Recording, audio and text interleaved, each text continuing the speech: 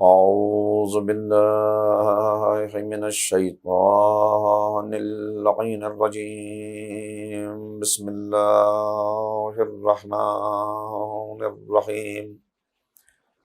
الحمد لله رب العالمين وبه نستعين وهو المعين، والصلاة والسلام على سید الانبیاء والمرسلین سیدنا و نبینا و شفیع ذنوبنا و طبیب قلوبنا ابی القاسم محمد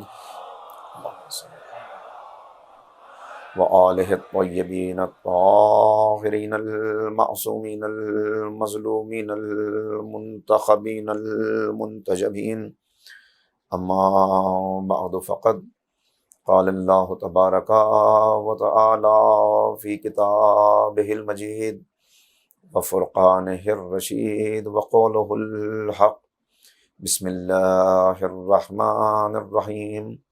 ام حسبتم ان تدخلوا الجنہ ولما یعلم اللہ الذین جاہدوا منکم ویعلم الصابرین. صدق اللہ العلی العظیم. صلوات پڑھیں محمد وآل محمد صلی اللہ علیہ وسلم. عزاداران امام مظلوم، قرآن کریم کے ان نورانی الفاظ کے ضمن میں معرکہ روح و بدن ہمارا موضوع گفتگو ہے، اور آج یہ فکر و بحث کا چوتھا مرحلہ ہے. جو میں نے آپ کی خدمت میں باتیں اب تک گزارش کی، ان کو دہرانے سے پہلے یہ دعا ہے کہ اللہ رب العزت ہماری اس حاضری کو قبول فرمائے اپنی بارگاہ میں، اور توفیقات میں اضافہ فرمائے. چونکہ آج کی یہ مجلس مخصوص ہے اور بعد مجلس شبیہ تابوت کی زیارت بھی ہمیں کرنا ہے، لہٰذا اپنے آپ کو متوجہ کریں اور مل کے سب دعائیں کر لیں. پہلے ہی میری دعا ہے ان تمام لوگوں کے لیے کہ جنہوں نے امام بارگاہ علی رضا علیہ السلام کے ان پروگرامز میں کسی بھی طرح سے شرکت کی، حصہ لیا، تعاون کیا. وہ تمام مومنین جو والنٹیئرس رہے، والنٹیئرس ہیں، ان سب کی توفیقات میں اللہ رب العزت اضافہ فرمائے، اور جو سابق والنٹیئرس تھے، جو موجودہ والنٹیئرس ہیں، ان سب کے مرحومین و مرحومات کے درجات کو اللہ امام زین العابدین کے صدقے میں بلندی درجات عنایت فرمائے. جو بیمار ہیں انہیں شفاء کاملہ و عاجلہ عنایت ہو، جو مقروض ہیں ان کے قرضوں کو اللہ غیب سے ادا فرما دے. ہمیں واقعاً اس معرکہ روح و بدن میں اللہ تعالیٰ توفیق عنایت فرمائے، حوصلہ عنایت فرمائے، اپنا فضل و کرم فرمائے کہ ہم اس معرکے میں فاتح رہیں اور اس راہ پر گامزن رہیں، اس راہ پر ثابت قدم رہیں جو ائمہ ہدیٰ نے راہ ہمیں دکھائی ہے. اسی کے ساتھ دعا ہے تمام عالم کے انسانوں کے لیے کہ اللہ تعالیٰ اس وبا کو، اس بیماری کو انسانیت سے دور فرمائے، امام کے ظہور میں تعجیل فرمائے، اور ہمیں امام کے انصار و ایوان میں شمار فرمائے. ان دعاؤں کی قبولیت کے لیے ایک مرتبہ مل کے صلوات پڑھ لیں محمد و آل محمد. اللہم صلی علی محمد.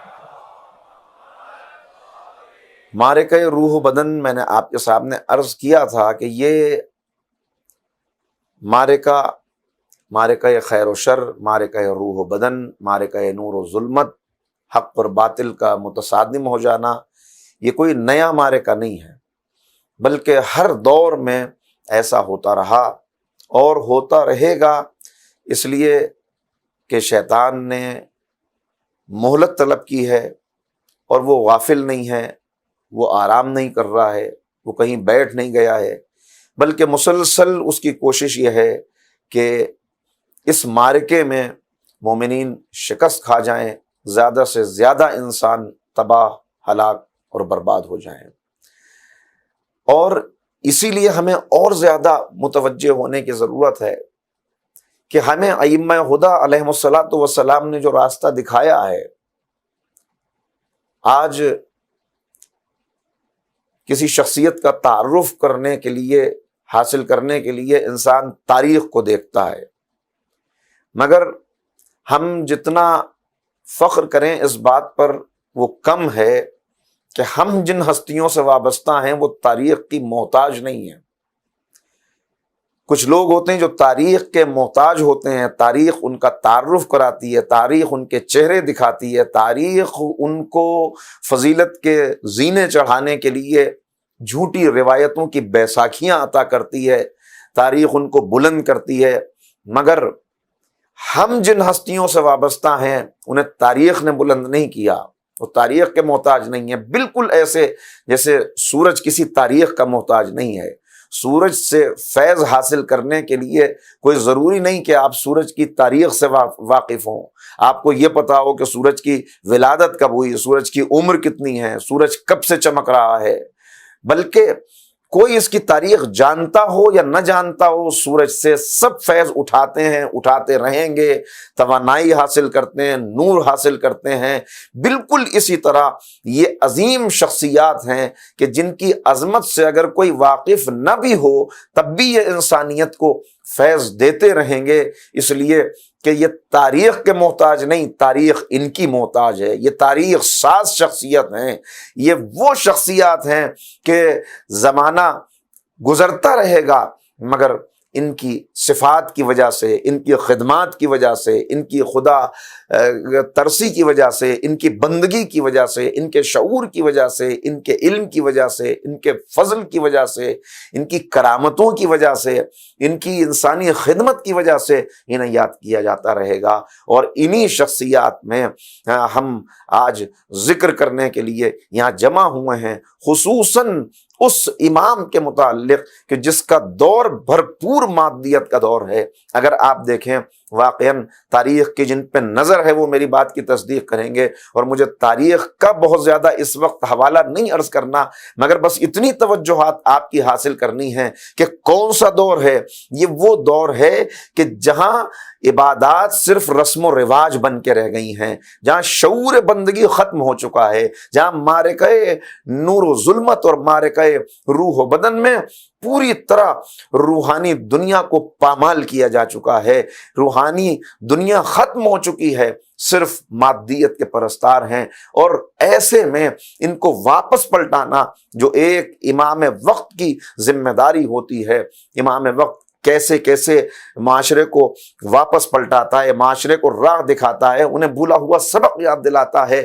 اس سلسلے میں امام نے جو خدمات انجام دی ہیں وہ ایسی خدمات ہیں کہ ان پر تو ایک اشرہ بھی کم ہے امام کی خدمات کو بیان کرنے کے لیے، مگر بہرحال آج کی تقریر میں، اور اگر ممکن ہوا توفیق حاصل ہوئی تو کل کی گفتگو میں بھی ہم اس سلسلے کو جاری رکھیں گے کہ ہم ذرا سا دیکھیں کون امام جس کے القاب، مناقب ابن شہر آشوب نے جو القاب امام کے بیان کیے ہیں وہ ہیں زین العابدین، زین الصالحین، وارث علم النبیین، وصی الوصیین، امام المؤمنین، منار القانتین، امام الائمہ، ابو الائمہ، عابد، زاہد، عادل، خاشع، متحجد، بکا، سجاد، ذو الصفنات، یہ امام کے القاب ہیں جو بیان کیے گئے۔ اور انہی میں اگر ذرا توجہ کر لیں تو مجھے وضاحت کرنے کی ضرورت نہیں پڑے گی،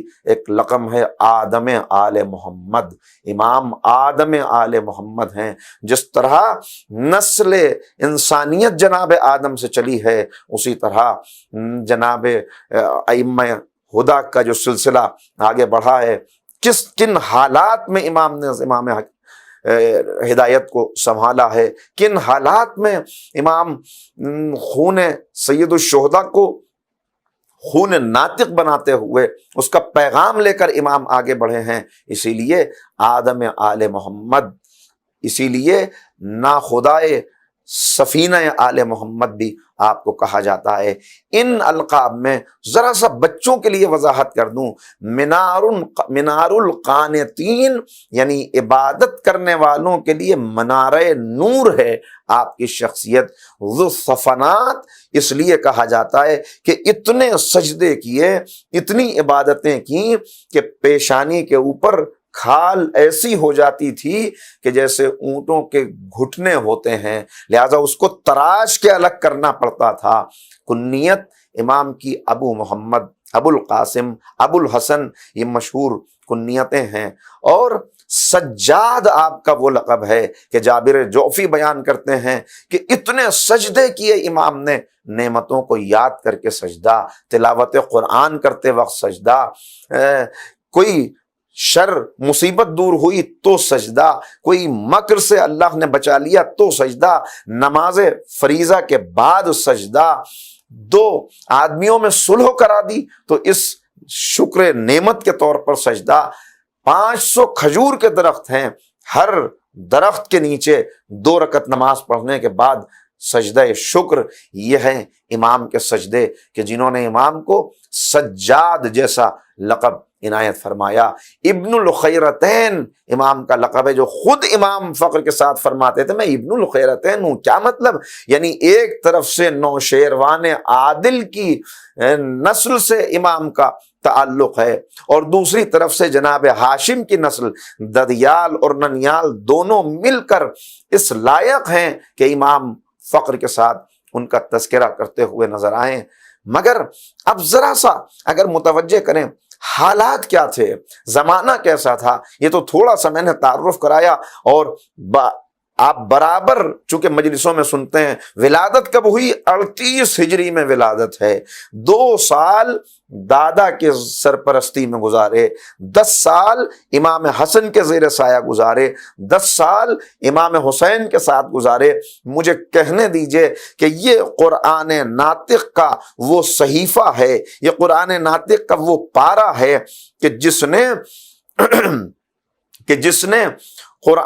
پہلے قرآن ناطق کو تلاوت کرتے ہوئے دیکھا، دوسرے سے تربیت لی، تیسرے کو نو کے نیزہ سے تلاوت کرتے ہوئے دیکھا، اور جس نے نور اپنا پھیلایا تو ایسا عالم کا جہاں تیر و تاریک تھا، شام کی تاریکیوں میں اجالا کر دیا، جس نے اپنے خطبے کے ذریعے سے، اپنی عبادتوں کے ذریعے سے۔ مگر ذرا سا ہم اپنا اگر جائزہ لیں، دیکھیے عبادتیں انسان کرتا ہے، مگر ہمارے اندر خرابی کیا ہے کہ ہم اگر عبادات کی طرف متوجہ ہو جائیں اور عبادت کرنے کی توفیق ہمیں مل جائے تو پھر ان عبادتوں پر ناز کرنے کی ایک کیفیت، یعنی شیطان جس کو عبادت سے روک نہیں پاتا اسے عبادت کا تکبر عطا کر دیتا ہے، اس کو اس طرح عبادتوں کو ضائع کرتا ہے کہ ایک تکبر اس کے اندر پیدا ہو جاتا ہے۔ اس تکبر کے لیے تکبر جو عبادتوں کے اوپر ہو، جو کسی خوبی کو انسان حاصل کر لے تو اس خوبی کے اوپر ہو، اس کے لیے خاص اصطلاح جو شریعت میں استعمال کی گئی ہے، اسلام میں جو بولی جاتی ہے وہ ہے عجب۔ ایک ہے تکبر، ایک ہے عجب، دونوں میں فرق کیا ہے؟ تکبر یہ ہے کہ انسان خود کو بہت اعلیٰ سمجھ کے دوسرے کو حقیر سمجھے، اور عجب یہ ہے کہ انسان خود پسندی کے اندر مبتلا ہو جائے، بس میں ہوں جو کچھ ہوں، ارے میری عبادتوں کا کیا کہنا، میرے سجدوں کا کیا کہنا، میرے علم کا کیا کہنا۔ یہ ہے عجب، یہ عجب انسان کو تباہ و برباد کر ڈالتا ہے، یہ انسان کو ہلاک کر ڈالتا ہے۔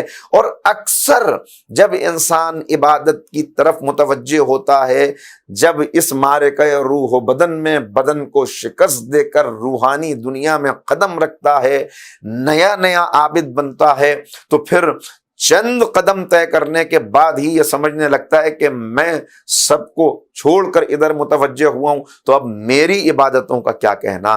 یہاں ہمیں سیکھنا ہے سید الساجدین امام زین العابدین علیہ الصلوۃ والسلام سے۔ ایک صلوات پڑھنے مل کے محمد و آل محمد۔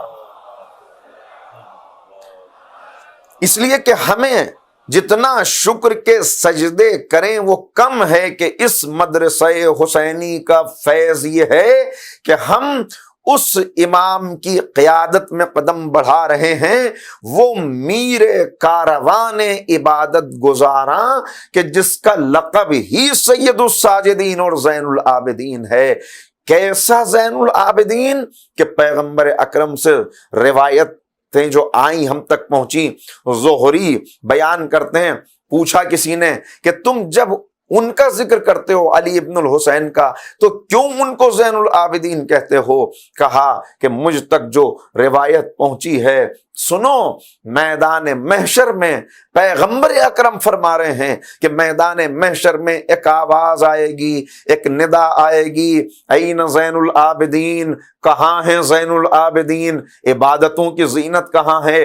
کہا اس وقت لوگوں کی صفوں کو چیرتا ہوا میرا ایک بیٹا آگے آئے گا جس کا نام علی ابن الحسین ہوگا، وہی زین العابدین ہے۔ زین العابدین کیسے زین العابدین؟ حالت عبادت میں ہیں، شیطان آیا ہے اژدہے کی صورت میں اور آ کے امام کے پیر کے انگوٹھے پر کاٹنا شروع کیا۔ ایک مرتبہ کاٹا، 2 مرتبہ کاٹا، مگر اس ساری اذیت کو نظر انداز کر کے ارے جو دیدار جلوہ الہی میں مصروف ہوں انہیں ان تکلیفوں کا کیا احساس ہوگا؟ ہماری نماز اور ہے، ان کی نماز اور ہے۔ جن کی نماز بندگی کی آبرو ہے، جن کے سجدے بندگی کی آبرو ہیں، ادھر امام کی نماز مکمل ہوئی، مایوس ہو کے شیطان پلٹا، ادھر ہاتف غیبی کی صدا آئی، انتا زین العابدین۔ صلوات پڑھ لیں محمد و آل محمد پر۔ تو میں عرض یہ کر رہا تھا، پیغمبر فرماتے ہیں 3 چیزیں ہیں جو انسان کی تباہی اور ہلاکت کا سبب بن جاتی ہیں۔ نمبر 1 بخل، نمبر 2 ہوس، نمبر 3 عجب، یعنی ایروگنس، لسٹ اور مائزرلینس۔ یہ 3 چیزیں ایسی ہیں، دوسری احادیث میں آیا اس کے اندر بھی یہ بات بیان ہوئی، لسٹ، گریڈ، ایروگنس، یہ چیزیں انسان کو تباہ کر دیتی ہیں، مگر اس میں باقی چیزوں پہ بھی بات کریں گے انشاءاللہ۔ عجب کیا ہے؟ نعمت پر ناز کرے اور نعمت دینے والے کو فراموش کر دے۔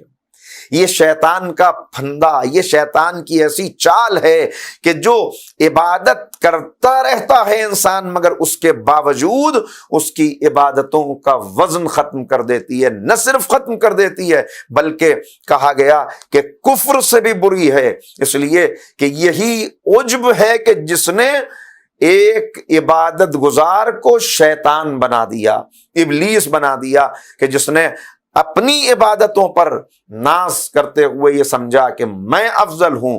افضل کسی بھی چیز میں، عبادت میں افضل سمجھے، علم میں افضل سمجھے، فضل میں افضل سمجھے، معرفت میں افضل سمجھے، اپنے آپ کو حسن میں افضل سمجھے۔ ایک ایک چیز کا علاج ہے جو علماء نے بتایا ہے، اور اگر گفتگو آج یہ مکمل نہ ہو سکی، چونکہ مجھے آج فوکس رکھنی ہے اپنی گفتگو امام کی شخصیت پر، تو انشاءاللہ اس پہ آئندہ بھی بات کریں گے۔ اس وقت صرف اتنی سی بات میرے سننے والے اپنے ذہن نشین کر لیں کہ عجب، نعمت پر ناز اور نعمت دینے والے کو فراموش کرنا، یہ انسان کو تباہ کر دیتا ہے۔ اپنے آپ کو بہت بزرگ سمجھنا، اپنی نیکی پر ناز کرنا، اپنی نیکی کو بہت اعلیٰ سمجھنا اور گناہ کو بہت حقیر سمجھنا۔ حضرت عیسیٰ علیہ السلام نے شیطان کو دیکھا، رنگ برنگے لباس پہنے ہوئے ہے، اور حضرت کے پاس آیا، سلام کیا جھک کر، کہا اے نبی خدا، اللہ کی بارگاہ میں آپ بہت باعظمت ہیں، لہٰذا میں سلام کرنے کے لیے حاضر ہوا ہوں۔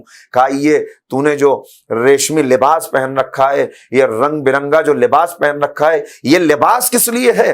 جب یہ سوال کیا تو کہا کہ اس لباس کے ذریعے سے میں عبادت گزاروں کو اپنی طرف متوجہ کرتا ہوں تاکہ وہ اپنی عبادتوں پر ناز کرنے لگیں، میں انہیں عجب میں گرفتار کرتا ہوں جس کی وجہ سے ان کی عبادتیں برباد ہو جاتی ہیں، اور وہ گویا سارے اعمال، ساری خوبیاں، ہوتا ہے نا، اپنے ہی حسن کا دیوانہ بنا پھرتا ہوں، مستند ہے میرا فرمایا ہوا، بس جو میں کہہ رہا ہوں وہی صحیح ہے۔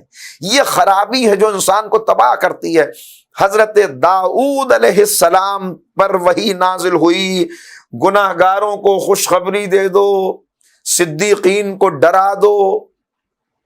جناب داؤد نے عرض کیا معبود گناہ گاروں کو خوشخبری دوں، صدیقین کو ڈراؤں؟ کہا ہاں، گناہ گاروں کو خوشخبری دے دو کہ اللہ توبہ کا قبول کرنے والا ہے، لہذا اگر وہ اپنے گناہوں سے توبہ کریں گے تو اللہ ان کی توبہ کو قبول کرے گا، اور صدیقین کو خوشخبری دے دو کہ اگر وہ اپنی عبادتوں پر ناز کریں گے تو ان کی عبادتیں منہ پر مار دی جائیں گی، ان کی عبادتوں کو رد کر دیا جائے گا۔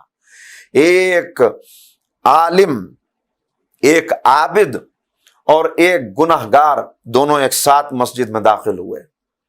توجہ فرمائیں، معصوم فرما رہے ہیں دونوں ایک ساتھ مسجد میں داخل ہوئے۔ ایک عابد ہے بے انتہا عبادت کرنے والا، ایک گنہگار ہے، لیکن جب واپس آئے تو عابد گنہگار بن چکا تھا، گنہگار اللہ کا تقرب حاصل کر چکا تھا۔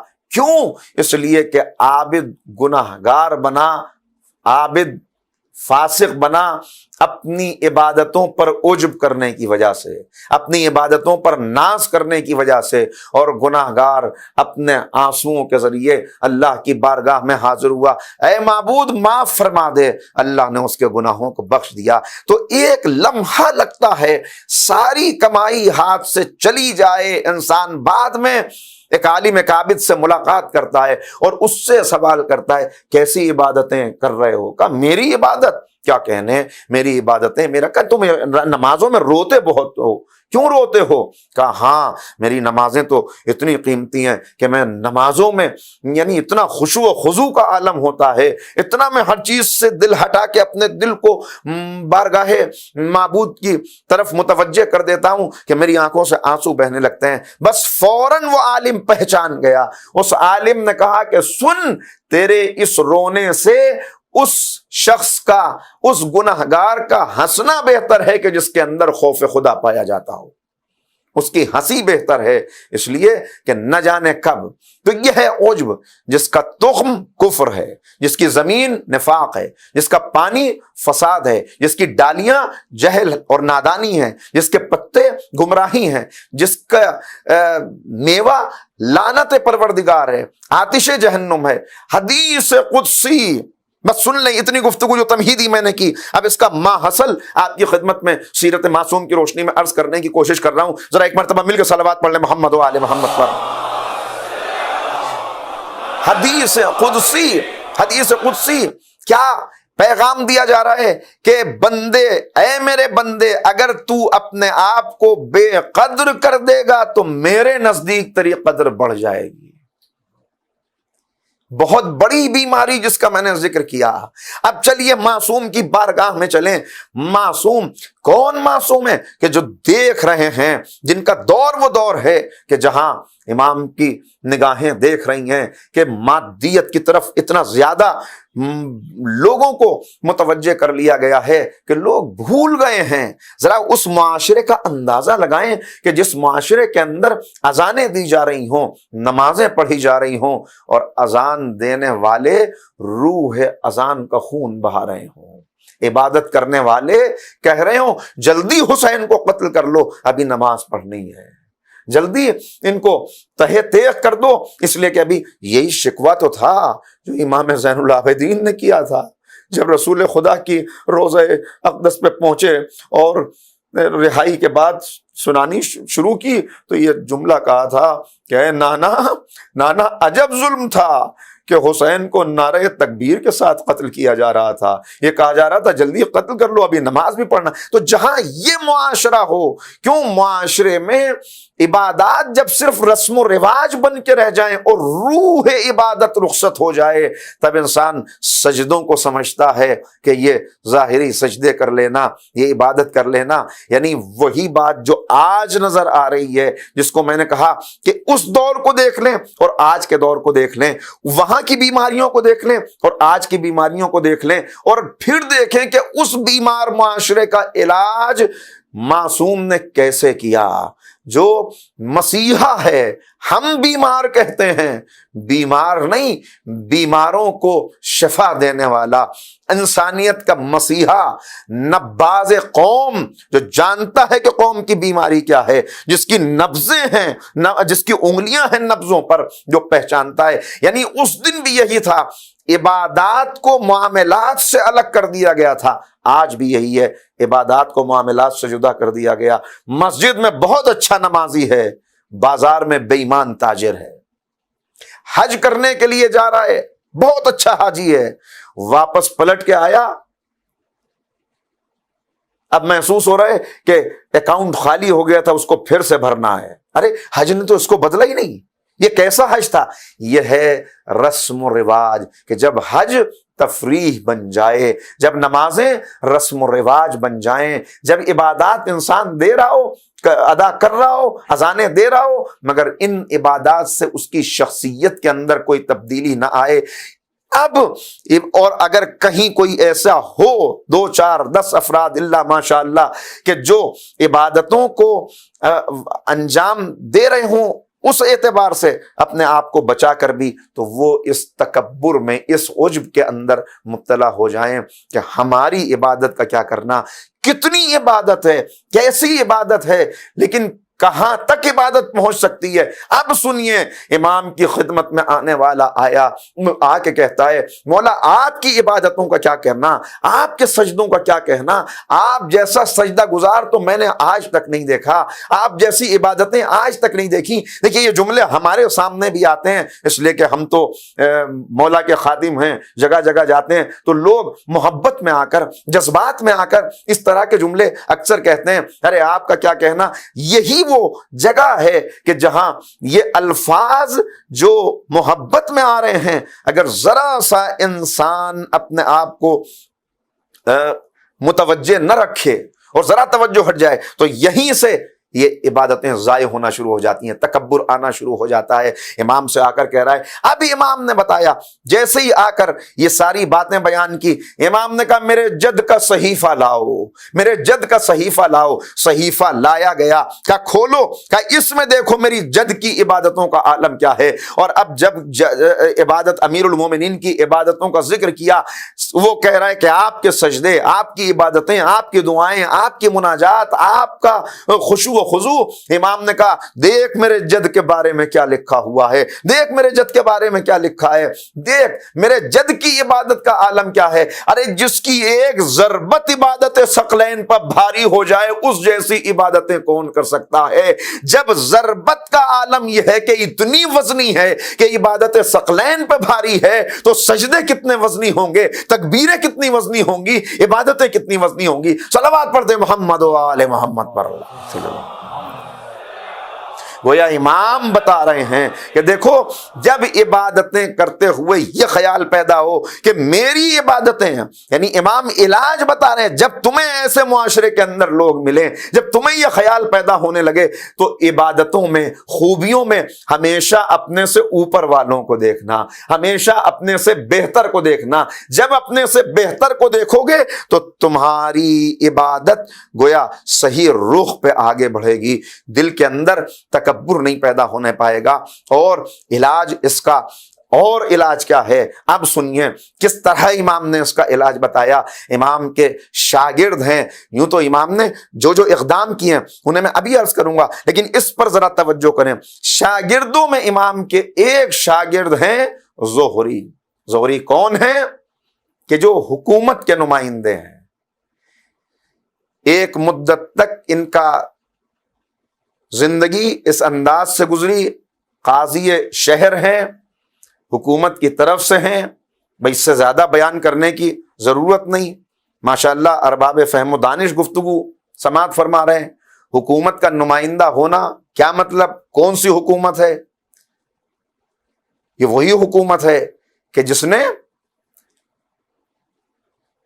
61 ہجری شہادت امام حسین، 62 ہجری خانہ کعبہ پہ حملہ، 63 ہجری 62 مدینۃ الرسول پہ حملہ، 63 ہجری خانہ کعبہ پہ حملہ۔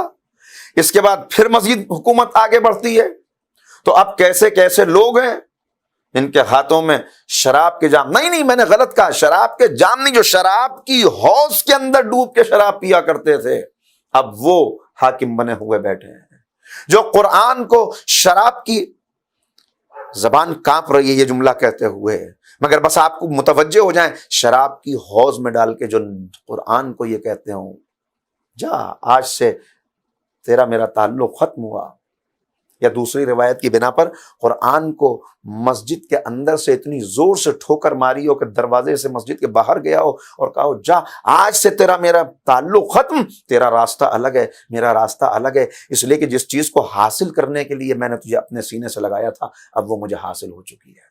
اس کے بعد سلسلہ جب آگے چلے تو کون کون ہے، کیسے کیسے حکمراں ہیں، مجھے کسی کا نام لینے کی ضرورت نہیں، ارباب نظر موجود ہیں، تاریخ سے واقف افراد ہیں، لیکن کیسے کیسے کہ جنہوں نے کبھی قرآن کے اوپر تیر چلائے، کبھی قرآن کے احکامات کا مذاق اڑایا، کبھی نمازی انتظار میں موجود ہیں،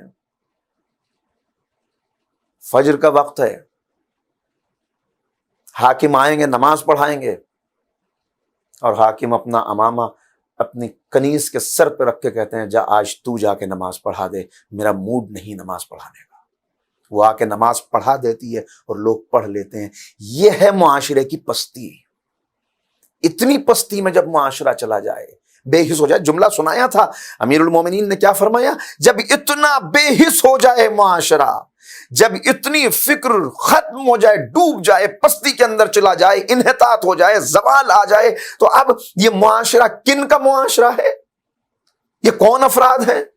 اس معاشرے کے افراد، اس معاشرے کے اندر رہنے والے لوگ، دل دھڑک رہا ہے، نبضیں چل رہی ہیں، سانس کی آمد و رفت ہے، مگر امام کیا فرما رہے ہیں؟ سانس لیتی ہوئی میتیں، اٹھتے بیٹھتے جنازے، چلتی پھرتی لاشیں، تم انہیں زندہ سمجھ رہے ہو؟ ان کے اندر زندوں کی کوئی علامت موجود نہیں۔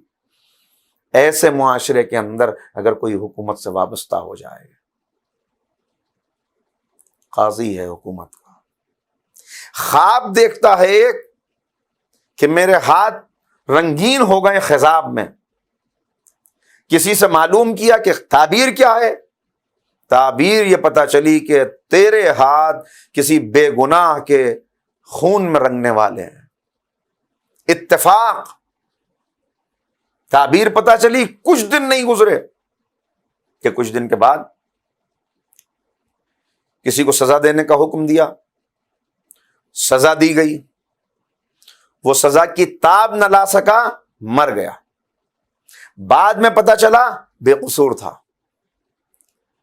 دیکھیے کسی بھی وقت انسان، اسی لیے توبہ کا دروازہ کھلا ہوا ہے، توفیقات کے خزانے موجود ہیں، جب بھی انسان اپنی غلطی پہ نادم ہو جائے، جب بھی انسان کو یہ احساس ہو جائے، غلطی کر کے انسان کسی کے سامنے جائے، سب سے پہلے وہ تانے دیتا ہے، ٹھوکر مارتا ہے، سب سے پہلے وہ کہتا ہے تو اس لائق نہیں ہے، مگر اللہ اکبر وہ کیسا ارحم الراحمین ہے کہ اس کی بارگاہ میں جائے تو وہ کہتا ہے ان اللہ یحب التوابین، اللہ توبہ کرنے والوں کی توبہ تو قبول کرتا ہی ہے، مگر وہ محبوب بن جاتا ہے اللہ کا۔ ذرا یہ اندازہ لگائیں۔ بس ایک مرتبہ احساس ہوا یہ میں نے کیا کیا، نکلے یہاں سے، تنہائی کی زندگی گزارنے لگے، گھر والوں کو چھوڑ دیا، معاشرے کو چھوڑ دیا، حکومت سے ناتا توڑ لیا، دوست احباب سب سے تعلق ختم کر لیا، صحرا میں چلا گیا سب سے الگ ہو کر۔ یا اللہ یہ میں نے کیا کیا، یہ مجھ سے کیا ہوا، یہ مجھ سے کیا ہوا۔ امام کا احترام کرتا ہے، اس دور میں بھی امام کے پاس آتا جاتا ہے، امام سے تعلق رکھتا ہے، لوگوں نے اطلاع دی مولا ایسا ہو گیا ہے، زہری نے معاشرہ چھوڑ دیا، چلا گیا۔ دیکھیے رہبانیت اسلام کے اندر نہیں ہے، مگر یہاں تو اور بھی زیادہ بڑھ کے مسئلہ ہے۔ خبر ہوئی امام کو، امام بنفس نفیس تشریف لے گئے. اللہ اکبر. ذرا اس کا اندازہ لگائیں. پیغمبر اکرم کا تعارف نہج البلاغہ میں امیر المومنین کرا رہے ہیں کہ وہ انسانیت کے مسیحا تھے، وہ انسانیت کے لیے مسیحا بن کے آئے تھے. اور کیسا مسیحا، کیسا طبیب؟ وہ نہیں جو کہیں پر اپنا مطب کھول کر بیٹھ جائے اور انتظار کرے کہ لوگ آئیں گے. نہیں، وہ طبیب جو خود جا کر ایک ایک گھر پہ دستک دے، ہے کوئی مریض جس کا علاج کر دیا جائے. اسی کردار محمدی کے تسلسل کا نام زین العابدین سید الساجدین امام علی ابن الحسین علیہ الصلوۃ والسلام. صلوات پڑھ دے محمد و علیہ. امام کو علم ہوا، خود تشریف لے گئے. دیکھا بال بڑھے ہوئے ہیں، ناخن بڑھے ہوئے ہیں، رونے کی وجہ سے، گریا کی وجہ سے آنکھیں سرخ. کیا حالت بنائی تم نے یہ اپنی؟ کیا ہوا زہری؟ مولا میں برباد ہو گیا، مجھ سے اتنا بڑی خطا ہو گئی کہ اب میری بخشش نہیں ہو سکتی، میرے لیے سارے دروازے بند. جو جملہ امام نے کہا انی لا اخاف علیک من ذنبک، میں گناہ کی وجہ سے، تیرے اس گناہ کی وجہ سے مجھے خوف نہیں ہے، بلکہ اس گناہ سے بھی بڑا گناہ ہے. جو گناہ ہو گیا تو اس سے وہ ہو گیا، اس سے بھی بڑا گناہ ہے. اخاف علیک من قنوتک، قنوتیت، یاسیت. مومن کبھی مایوس نہیں ہوتا کہ یہ کون سی زندگی اپنائی ہے. چلو یہاں سے جاؤ، اپنے گھر جاؤ، اپنا حلیہ درست کرو. تم نے عمدن قتل نہیں کیا. ورثاء کے پاس جاؤ. خواب غفلت سے بیدار ہوئے، ورثاء کے پاس آئے، معافی مانگی، راضی کیا، عملی زندگی میں آئے. دیکھیے اب وہی لوگ تانا دے رہے ہیں، اب وہی لوگ کہہ رہے ہیں تمہارے رسول نے تمہیں کیا کہہ دیا. یعنی امام کو رسول کہہ کر خطاب کر رہے ہیں، طنز کر رہے ہیں، تانا دے رہے ہیں. مگر جب کوئی ان کا بن جاتا ہے تو اس کے بعد پھر زمانے کی پرواہ نہیں کرتا. اب یہ عالم ہے کہ اب امام کے خدمت میں حاضر ہیں، امام کے عاشق بنے ہوئے ہیں امام پر، کیونکہ صحیح راستہ. لیکن اب دیکھیے یہ تو ہے ایک حل جو امام نے بتایا، یہ تو ہے ایک علاج جو امام نے کیا. معاشرہ کس رخ پر جا رہا ہے؟ اس معاشرے کے علاج کے لیے ایک قدم ضروری نہیں ہے. ابھی عرض کروں گا آج بھی بالکل وہی دور ہے جو آج پلٹ آیا ہے. معاشرہ تباہی کی طرف ہے، مادیت کا سیلاب ہے، خواہشات کے غلام بن چکے ہیں، رشتوں کا احترام ختم ہو چکا ہے. آج پھر سب کو جاگنے کی ضرورت ہے. ایک دو معالجین نہیں بلکہ پوری ڈاکٹرز کی، طبیبوں کی ٹیم چاہیے جو ایسے معاشرے کو واپس پلٹا کے لائیں. لہذا اب ایک دن امام کی خدمت میں آئے اور آنے کے بعد کہتے ہیں مولا یہ دنیا بھی کیسی. اب دنیا کا شکوہ کر رہے ہیں، یہ دنیا کیسی ہے، کیا عالم ہے اس دنیا کا. ہر طرف بدامنی ہے، ہر طرف فریب ہے، ہر طرف دھوکہ ہے، ہر طرف بے وفائی ہے، ہر طرف خود غرضی ہے، ہر طرف بندگان نفس ہیں. لوگ اپنے گناہوں کے راستے پر بڑھتے چلے جا رہے ہیں. نہ خوف آخرت ہے، نہ خوف خدا ہے. یہ کس رخ پہ معاشرہ جا رہا ہے. مولا اس دنیا میں جو لوگ مجھے ملتے ہیں میں دیکھتا ہوں حسد میں مبتلا ہیں، میں دیکھتا ہوں مختلف قسم کی نفسانی بیماریاں ہیں. امام نے کہا زہری سنو. اور اب جو معاشرے میں امام نے علاج بتایا، کیا نسخہ دیا ہے، خدا کی قسم ہماری جانیں قربان ہو جائیں ہمارے آقا پر. امام نے کہا سنو، اس دنیا کے اندر زندگی گزارنی ہے، سنو یہ نسخہ اپنی زندگی میں اپنا لو اور اس کے بعد پھر تم دیکھو گے. تمہیں یہ شکایت ہے کہ لوگ بغض و عداوت رکھتے ہیں، تمہیں یہ شکایت ہے لوگ حسد میں مبتلا ہو جاتے ہیں، تمہیں یہ شکایت ہے بغیر وجہ کے دشمنی کرتے ہیں؟ سنو اے زہری سنو، جب کوئی معاشرے میں تمہیں اپنے سے بڑا نظر آئے تو اس کا احترام کرو، یہ سوچ کر کہ یہ عمر میں مجھ سے بڑا ہے، لہذا اس نے مجھ سے پہلے کلمہ پڑھا ہے، اس نے مجھ سے زیادہ عبادتیں کی ہیں، اس نے مجھ سے زیادہ زندگی میں سجدے کیے ہیں، اس نے مجھ سے زیادہ زندگی اللہ کی اطاعت، اللہ کی فرما برداری میں گزاری ہے، سجدے زیادہ، عبادتیں زیادہ، لہذا اس کا احترام عمر میں مجھ سے بڑا ہے، مجھے اس کا احترام کرنا ہے۔ جو بھی عمر میں بڑا آئے اس کے لیے یہی تصور رکھو، اسی نگاہ سے دیکھو۔ امام علاج بتا رہے ہیں نفسانی بیماریوں کا، امام بتا رہے ہیں کہ کس طرح اپنی روح کو غلبہ دلا سکتے ہو، کس طرح مارے گئے روح و بدن میں تم فاتح بن سکتے ہو۔ کہ جب بڑا نظر آئے یہ تصور اپنے ذہن میں لانا، جب کوئی تم سے چھوٹا نظر آئے تو سمجھ لینا یہ عمر میں تم سے چھوٹا ہے، لہذا اس کے گناہ تم سے کم ہیں۔ یہ عمر میں تم سے چھوٹا ہے، لہذا اس نے دنیا میں کم زندگی گزاری ہے، معصیت بھی اس نے کم کی ہے، نافرمانی بھی اس نے کم کی ہے، لہذا چھوٹے کا احترام کرنا۔ اور جب کوئی تمہارا ہمسن نظر آئے، دیکھیے یہی تین صورتیں تو ہوتی ہیں، یا انسان سے بڑا ہوگا کوئی، یا چھوٹا ہوگا، یا برابر کا ہوگا۔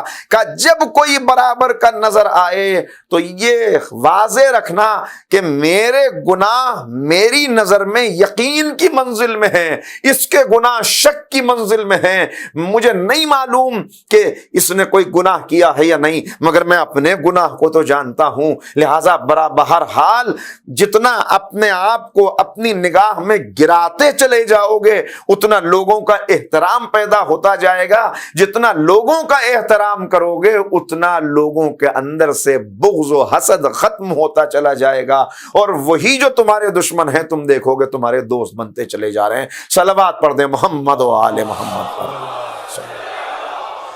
تو یہ ہے علاج کہ اپنے آپ کو حقیر سمجھو، ہر ایک سے حقیر، میں سب سے چھوٹا ہوں، سب مجھ سے بہتر ہیں۔ جب یہ حقیر اس قسم کا انسان اپنے آپ کو سمجھنے لگے گا اور اس منزل کے اوپر آ جائے گا تو اب علاج ہوگا اس کا، اب وہ بلندیاں حاصل کرنا شروع کرے گا۔ اللہ نے خبر سنائی، اللہ نے بشارت دی کہ اب کشتی نوح کے رکنے کا وقت آ گیا، ہم اس کشتی کو پہاڑ پر روکیں گے۔ بڑے بڑے پہاڑوں نے اپنے سر اٹھانے شروع کر دیے، ہم اتنے بڑے ہیں، ہم اتنے اونچے ہیں، کشتی نوح یہاں آ کر رکے گی۔ اسی میں ایک چھوٹا سا پہاڑ ہے، اپنے اوپر حقارت کو اپنی سمجھتے ہوئے، عاجزی کو اپنی نظر میں لاتے ہوئے، میں تو چھوٹا پہاڑ ہوں، اتنے اتنے بڑے بڑے پہاڑ ہیں، ان کے سامنے میری کیا حیثیت ہے؟ لہذا اللہ نے اسی کو منتخب کیا، کشتی نوح جودی پر رکے گی، کشتی نوح یہیں پہ رکے گی۔ تو نے اپنے آپ کو حقیر سمجھا، ہم نے تجھے بلند کر دیا۔ لہذا اپنی نگاہ میں جب انسان حقیر ہو جائے، میری عبادتیں بھی کوئی عبادتیں ہیں، بھائی دعا کیجئے گا اللہ میری نمازوں کو قبول کر لے، پڑھ تو رہا ہوں لیکن اب ہماری نمازیں کیسی ہوتی ہیں؟ بھائی میں سجدے تو کر رہا ہوں، آپ برادر مومن ہیں، میرے لیے دعا فرمائیے گا۔ آپ عمر میں مجھ سے زیادہ ہیں، میرے لیے دعا کیجئے گا۔ تم میرے چھوٹے بھائی ہو، میرے لیے دعا کرنا۔ جب یہ کیفیت پیدا ہو جائے تو پھر ایک معاشرہ بنے گا۔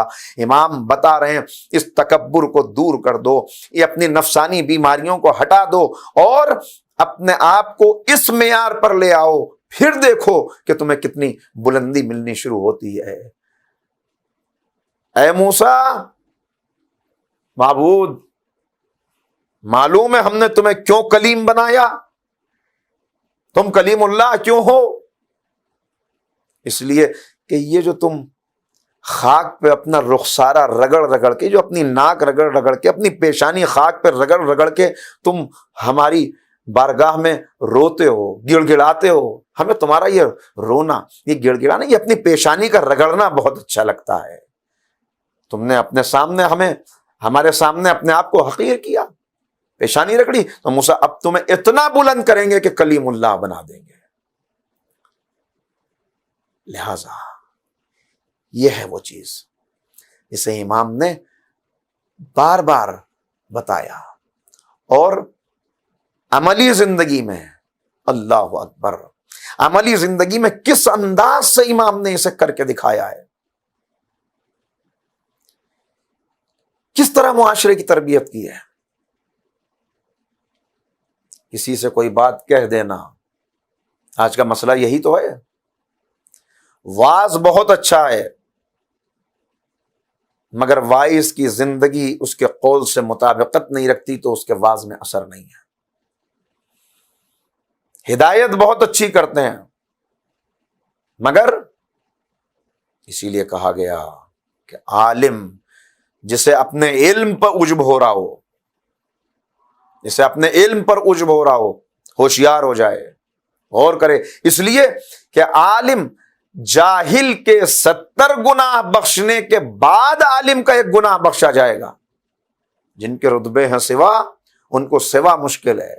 لہذا یہ بیماری اگر نادان انسان میں جو علم نہ رکھتا اس کے اندر پیدا ہو جائے، اس کی سزا کچھ اور ہے. ایسی بیماری اگر کسی عالم میں پیدا ہو جائے، اس کی سزا کچھ اور ہے. تو علم پر کبھی عجب کرتا ہے، حسن پہ کبھی کرتا ہے، مگر معصوم ہر ایک اعتبار سے حل بتا رہے ہیں. چھوٹوں کے اوپر رحم، کس انداز سے چھوٹوں پہ رحم ہے. 3 مرتبہ غلام کو پکارا، غلام نے جواب نہیں دیا، امام خود تشریف لے گئے، بنفس نفیس گئے، دیکھا کہ ارے یہ تو قریب میں موجود ہے. کیا آواز نہیں آئی؟ سر جھکا کے کہا مولا آواز آئی تھی. پھر کیوں جواب نہیں دیا، کیوں نہیں آئے؟ کہ مولا آپ کا رحم و کرم دیکھنا چاہتا تھا، مجھے معلوم تھا میرا آقا ایسا نہیں ہے کہ جو غصے میں آ جاتا ہو. مسکرائے امام، جا تجھے راہ خدا میں آزاد کر دیا.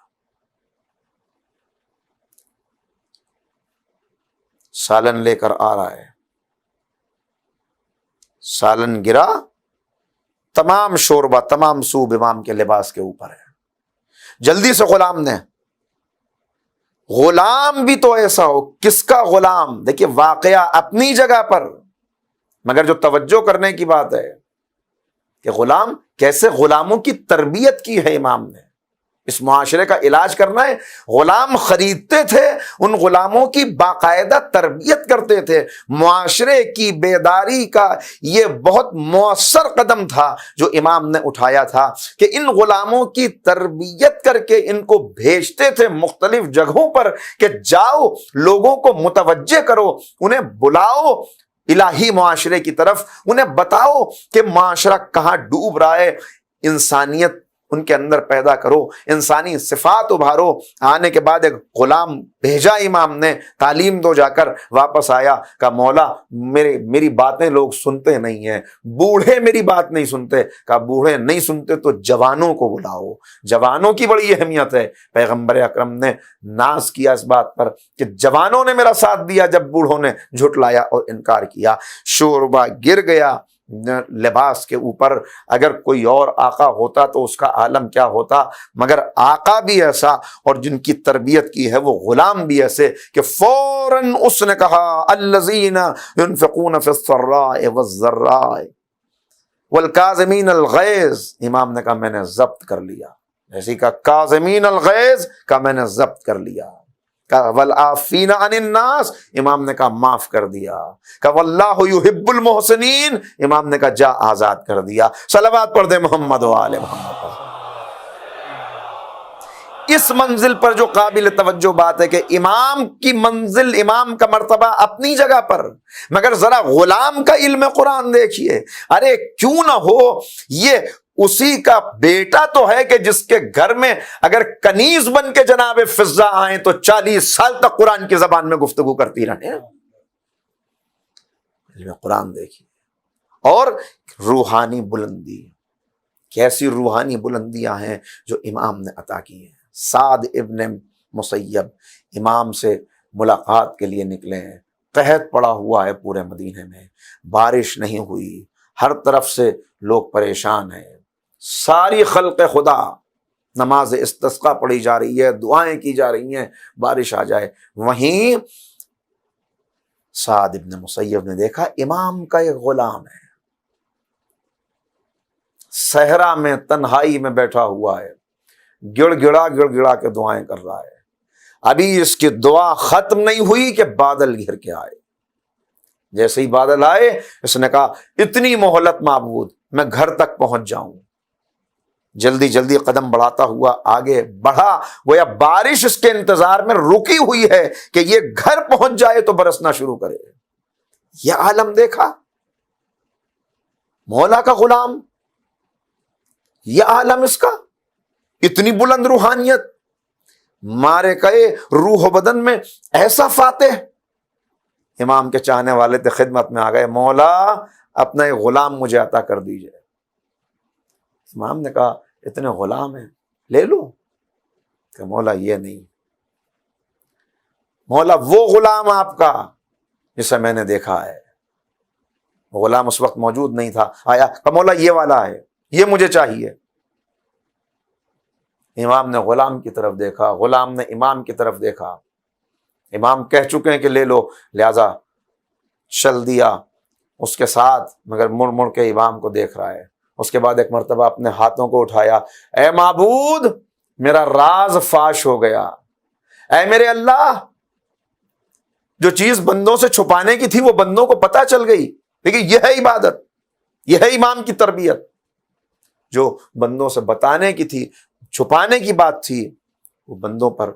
اے معبود کہیں ایسا نہ ہو کہ اس زبان کو کسی اور کے لیے کوئی ایسی دعا کرنی پڑے، کوئی ایسی بات کہنی پڑے جو تیرے مشیت کے خلاف ہو۔ اے معبود میں نہیں جانا چاہتا، میں اپنے امام سے نہیں جدا ہونا چاہتا، بس معبود اے میرے اللہ بس میری زندگی واپس لے لے۔ اسی وقت زمین پر گرا، روح پرواز کر گئی۔ غلاموں کی تربیت کی امام نے، غلاموں کی تربیت، یہ پہلا قدم ہے معاشرے کی بیداری کا۔ میں انشاءاللہ یہیں سے بات آگے بڑھاؤں گا، عرض کروں گا، لیکن میں نے عرض کیا کیسا امام، کن حالات میں امام نے خدمات انجام دی ہیں۔ میرا پڑھ دینا آسان ہے اور آپ کا سن لینا آسان ہے، لیکن کسی بھی امام کو ان حالات میں منصب امامت کو نہیں سنبھالنا پڑا جو حالات میرے اس امام کے سامنے ہیں۔ ہاں آزادارو، آپ کی آوازیں بلند ہونے لگیں، اس لیے کہ آپ جانتے کس کا ماتم کرنے کے لیے آئے ہیں۔ آج 72 کے ماتمدار کا ماتم ہے، 72 کے ماتمدار کا ماتم ہے۔ یہ کس کا ماتم ہے؟ ہاں، گرے شبیر گھوڑے سے، اٹھے سجاد بستر سے۔ گرے شبیر گھوڑے سے، اٹھے سجاد بستر سے، زمانہ حجت حق سے کبھی خالی نہیں رہتا۔ کن حالات میں امام نے منصب امامت کو سنبھالا؟ خیموں میں آگ لگی ہوئی تھی، سیدانیوں کی چادریں لٹ چکی تھیں، اور پھوپھی، کون پھوپھی جو عالمہ غیر متعلمہ ہے، کون پھوپھی جو عقیلہ بنی ہاشم ہے، کون پھوپھی جو شریکت الحسین ہے، کون پھوپھی جو چادر تطہیر کی وارث بیوی کی وارث بیوی ہے۔ وہ پھوپھی کھڑی ہوئی کہہ رہی تھی سید سجاد اب آپ امام وقت ہیں، اٹھیے بتائیے کیا کریں، ہمارے سروں پہ چادریں نہیں ہیں، ان خیموں میں جل کے مر جائیں یا اسی طرح باہر نکل جائیں۔ کسی طرح باہر نکل جائیں یا جل کے مر جائیں۔ بس ایک مرتبہ میرے امام نے آنکھوں کو کھولا، پھوپھی اماں یہ پہلا فتویٰ تھا جو ایسے حالات میں میرے امام نے دیا، اور اس کے بعد ارے کیسے بیان کروں، 72 کا ماتمدار، کون کیسا ماتمدار، کیا کیا قربانیاں ہیں۔ ایک غیرت دار بیٹے کے لیے یہ عجیب مرحلہ ہے کہ کوئی ارے آج کسی کو پتہ چل جائے بیٹے کو کہ کوئی اس کے والد کی میت سے لباس اتار رہا ہے تو اس کے اوپر کیا گزرے گی۔ اب اندازہ لگائیں، جو حجت خدا ہے، جس کے ہاتھ میں سب کچھ ہے۔ میں نے ایک جملہ کہا تھا پچھلے سال، دہراتا ہوں، ارے بے اختیار کی خاموشی کو صبر نہیں کہتے، صاحب اختیار کی خاموشی کو صبر کہتے ہیں۔ ہاں، انگلی کے اشارے میں یہ طاقت ہے، اگر اشارہ کر دیں فرات بہتی ہوئی قدموں میں آ جائے، مگر پھر بھی پیاسے ہیں، صاحب اعجاز ہیں، اگر چاہیں تو ایک اشارے میں سب ختم ہو جائیں۔ مگر جس نے بچپن میں بابا سے یہ کہہ دیا ہو، جب عیادت کے لیے امام حسین آئے تھے، دیکھا بیٹا بیمار ہے، کہا میرے لال کیا حال ہے، کہا بابا اس کا کیا حال ہو سکتا ہے کہ جس نے قضاء و قدر پہ اپنے آپ کو راضی کر لیا ہو۔ امام نے سینے سے لگا کے کہا تھا، اے میرے لال تمہارا جواب تو ابراہیم خلیل اللہ والا جواب ہے، ارے جس کا بچپن میں یہ عالم ہو، اب جس نے یہ سارے مظالم دیکھے مگر کیا عالم ہے۔ ہاں مگر ایک منظر وہ تھا کہ جسے دیکھ کر سید سجاد کا چہرہ زرد تھا، پیروں میں راشا تھا، ہاتھ کانپ رہے تھے، بس روح نکلنے والی تھی جسم سے، ایسی کیفیت تھی کہ ایک مرتبہ چاہنے والی پھوپھی کی نظر پڑی، کہا سید سجاد، اے میرے بیٹے سجاد، مگر دیکھا کہ امام اس منظر سے اتنے متاثر ہیں۔ ارے کیسے متاثر نہ ہو وہ بیٹا جس کے باپ کا اریاں لاشا سامنے پڑا ہو، نہ بدن پہ لباس ہو نہ جسم پہ سر ہو۔ یہ کون ہے؟ یہ راکب دوش رسول ہے جسے فاطمہ نے چکیاں پیس کے پالا ہے، یہ وہ بیٹا ہے۔ ارے آج عجیب عالم ہے، منہ کے بل لاشا پڑا ہوا ہے، جلتی ہوئی دھوپ ہے، صحرا ہے، بس پھوپھی نے دیکھا، ارے سلام اس بیوی پر جو حفاظت امامت کے لیے جس نے یہ عمل کیا کہ کھڑے ہوئے ناقے سے خود کو زمین پر گرایا۔ سید سجاد تڑپ گئے، پھوپھی اماں کہ میرے لال خود کو سنبھالو، ابھی کوفہ و شام کی راہیں ہیں، ابھی بڑے مرحلے طے کرنے ہیں۔ کہ پھوپھی اماں وہ بیٹا کیا کرے کہ جس کے بابا کا لاشا پڑا ہوا ہو۔ ارے لعینوں نے اپنے نجس کشتوں کو دفن کر دیا، میرے بابا کا لاشا، کہ میرے لال خود کو سنبھالو۔ یہ منظر دیکھا، سلام اس بیٹے پر جس نے یہ منظر دیکھے، سلام اس بھائی پر جس نے بہن کو تماچے کھاتے دیکھا۔ ارے عجیب فقرہ میں نے کتاب میں پڑھا، جب سکینہ کے تماچے لگتے تھے نا تو سکینہ حسرت سے سید سجاد کو دیکھتی تھی اور رباب حسرت سے زینب کو دیکھتی تھی۔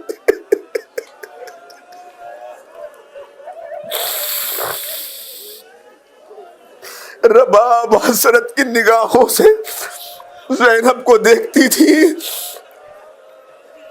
رباب زینب کو دیکھتی تھی، سکینہ سید سجاد کو دیکھتی تھی، مگر اللہ اے ان سارے مرحلوں کو طے کرتا ہوا میرا بیمار امام یہ کس کو قیدی بنایا ہے، یہ کون بیمار ہے، یہ کس کے ہاتھوں میں ہتھکڑیاں ہیں، یہ کس کے پیروں میں بیڑیاں ہیں، ہر مرحلے سے گزرے۔ ارے یہی تو کہہ کے روتے رہے، ارے ہمیں وہاں سے گزارا گیا، ہمیں وہاں پہ کھڑا کیا گیا جہاں بکنے والے مزدور دور جہاں بکنے والے غلام اور کنیزیں کھڑے ہوتے ہیں۔ عجیب عالم تھا۔ کیا فرماتے تھے؟ کہتے تھے ارے عجیب کیفیت تھی، عجیب کیفیت تھی میری پھوپھیوں کی، میری بہنوں کی۔ شہر کے دروازے پہ کھڑا کیا گیا تھا، کیوں؟ اس لیے کہ ابھی شہر کی آئینہ بندی ہو رہی ہے۔ کہ پھوپھیوں کے پیروں پہ ورم آ گیا، سیدانیوں کے چہرے سفید ہو گئے۔ یہ سارے منظر میرے امام نے دیکھے۔ آج اسی امام کا ماتم ہے جس نے یہ سارے منظر دیکھے۔ ارے ہاں انسان کسی کو روتا ہے، کتنا روتا ہے۔ ہاں عزاداروں، جب انتقال ہوتا ہے تب انسان بہت روتا ہے، جب سویم ہوتا ہے تب رونا کم ہو جاتا ہے، مگر سویم کب ہوتا ہے؟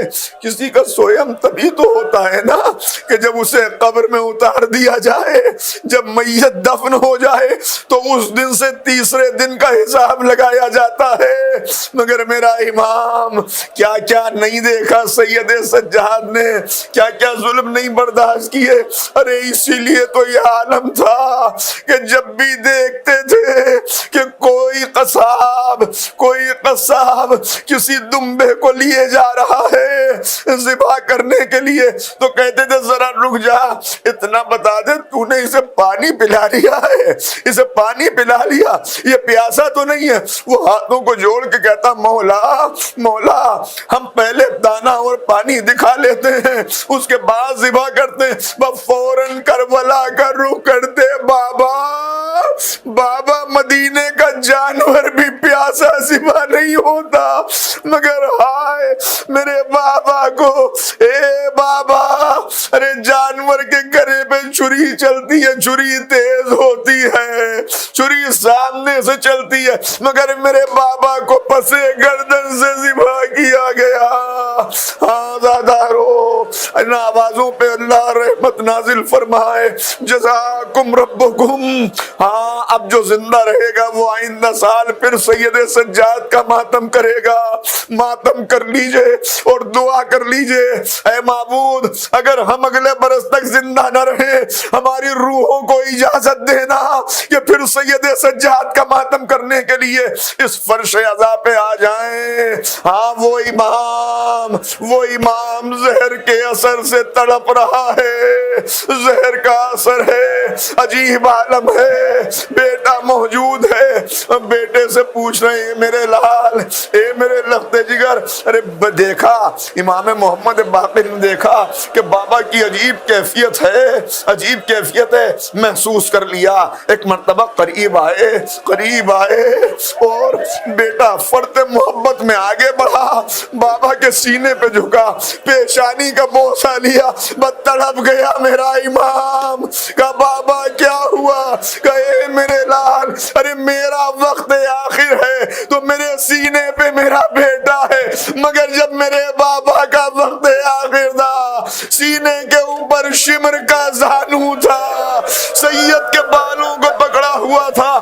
اس کے بعد کہا میرے لال سنو، جلدی میرے نیچے سے یہ بستر نکالو، مجھے زمین کے اوپر لٹا دو، زمین کے اوپر لٹا دو۔ کہ بابا زہر نے بہت اثر کیا، اے بابا بس چند لمحوں میں آپ شبیہ تابوت کی زیارت کریں گے، دعائیں مانگ لیجئے گا، سہارا دے دیجئے گا، تابوت کو کندھا دیجئے گا مگر آہستہ دیجئے گا، اس لیے کہ بیمار کے جسم پہ زخموں کے بہت نشان ہیں، کہیں دروں کے نشان ہیں، کہیں تلواروں کے نشان ہیں، اور گلا توقع خاردار سے زخمی ہے۔ کہ میرے لال مجھے زمین پر لٹاؤ۔ کہ بابا ارے آپ تو پہلے بہت کمزور ہیں، زمین پہ۔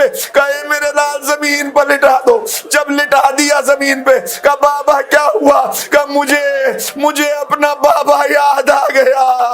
ارے جب میرے بابا کا آخری وقت تھا، زمین کے اوپر جسم، جلتی ہوئی ریت، فاطمہ کی آواز، سیاہ باندھیاں، لیجئے امام رخصت ہوئے، ماتم کر لیجئے۔